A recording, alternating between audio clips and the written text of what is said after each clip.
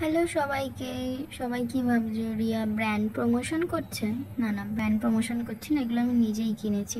আজকে যে রেসিপিটা করব সেটা খুব মজার। এখানে লেবু আছে, ধনেপাতা আছে, তার সাথে আছে দুধ। এখানে আমুলের দুধ ব্যবহার করেছি, প্যাকেট দুধ হোক বা যে কোনো দুধ ব্যবহার করা যেতে পারে। কড়াইয়ে আমি প্রথমে দুধ ঢেলে নিচ্ছি এবং এটাকে ফুটিয়ে নিচ্ছি ভালোভাবে। দিয়ে যতক্ষণ এটা ফুটছে ততক্ষণ আপনারা লাইক কমেন্ট শেয়ার করে দিন না তাড়াতাড়ি।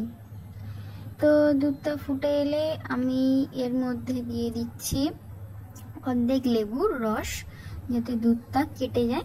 আমার ছানার প্রয়োজন, তো দুধটা যাতে কেটে যায় তার জন্য এখানে আবার আমি ঘাটানাড়া করে নিচ্ছি। বাট অর্ধেক লেবু দিয়ে হয়নি, আমাকে আবার লেবু দিতে হয়েছে, তো আমি আরেকটা লেবু দিলাম এর মধ্যে। মানে টোটাল এখানে আমি একটা গোটা লেবুর ব্যবহার করেছি। তো দেখো এবারে ঠিক এরকমভাবে ছানা কেটে যাবে যখন দুধের থেকে, খুব ভালোভাবে। এখানেও গ্যাসের ফ্লেমটা লোতেই রাখবে, হাই করার কোনো প্রয়োজন নেই। তো লোতে রেখে এই রেসিপিটা তৈরি হবে। আবার আমি এখানে লেবু দিচ্ছি, দিয়ে লেবুর রস আমি টোটাল একটা গোটা এবং একটা অর্ধেক টোটাল দিয়েছি। দিয়ে এটাকে আবার আমি নেড়ে নিচ্ছি। দিয়ে এটাকে ফুটছে ফুটছে ফুটছে ফুটছে ফুটছে। এটা হচ্ছে খুব বিরক্তিকর একটা কাজ। ও হ্যাঁ, এর মধ্যে আমি এখন নুন দিলাম, ঠিক আছে, বলে দিলাম।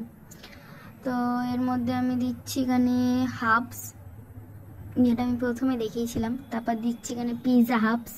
পিৎজা হাফসটা দেওয়ার দরকার নেই, যদি হাফস একটাই দাও তো দরকার নেই, আমি দুটোই দিয়েছি। তারপর এখানে আমি একটু নেড়ে নিলাম। নেড়ে নেওয়ার পর আমি এখানে চিলি ফ্লেক্স দিলাম হাফ, এবং চিলি ফ্লেক্স এটা দরকার। এখানে কুচানো ধনেপাতা দিয়ে দিচ্ছি আমি। দিয়ে এটাকে আবার একটু নেড়ে নিচ্ছি।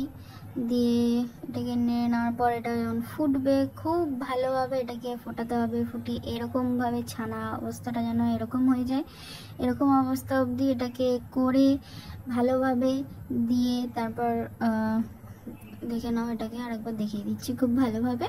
এরকমভাবে যখন ফুটে আসবে, খুব ভালোভাবে যখন হয়ে যাবে, তখন এটা গ্যাসের ফ্লেমটাকে আমি বন্ধ করে দিয়েছি। দিয়ে এটাকে ছেঁকে নিয়েছি। দিয়ে 1 ঘন্টার জন্য ফ্রিজে রেখে দিয়েছিলাম। 1 ঘন্টা ফ্রিজে রাখার পর এটা দেখো শক্ত হয়ে গেছে, এরকম টাইপের হয়ে যাবে। এটাকে এবার আমি ছুরির সাহায্যে কেটে নেব পিস পিস করে। দেখো এরকমভাবে আমি কেটে নিচ্ছি, ছোট বড় লম্বা যে যেরকম পছন্দ করো সেরকমভাবে কেটে নিয়ে এই ছানা যেটা টুকরোটা তৈরি হয়েছে এটাকে আপনারা যে কোনো পকোড়া হিসেবে এটাকে খেতে পারেন। ছানা দুধের খুবই ভালো জানেনই, তো এটাকে পকোড়া হিসেবে খেতে পারেন। আমি এটাকে পকোড়া হিসেবেই খাবো বলে তৈরি করছি, আপনারাও পকোড়া হিসেবে তৈরি করে খাবেন, দেখবেন খুব সুস্বাদু লাগছে। তো এটাকে এভাবে আমি ছোট ছোট করে চৌকো চৌকো করে কেটে নিচ্ছি। দেখতেই পাচ্ছেন অনেক গুঁড়ো গুঁড়ো পড়ছে, সেটারও ব্যবস্থা আমি করব। দুধের তৈরি এবং ছানার জিনিস তো এইভাবে নষ্ট করা যাবে না।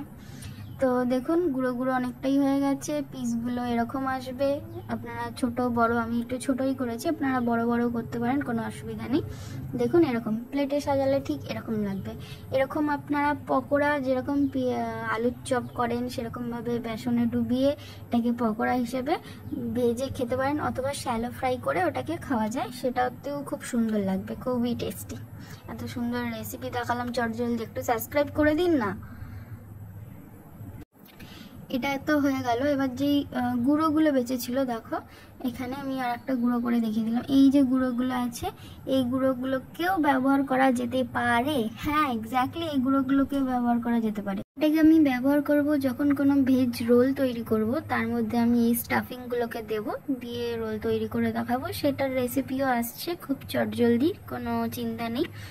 একটা হেলদি এবং ইজি টেস্টি রেসিপি আপনাদের সাথে শেয়ার করলাম। তো একটা লাইক এবং সাবস্ক্রাইব তো বানতা है ना, তো তাড়াতাড়ি করুন না subscribe. Thank you for watching.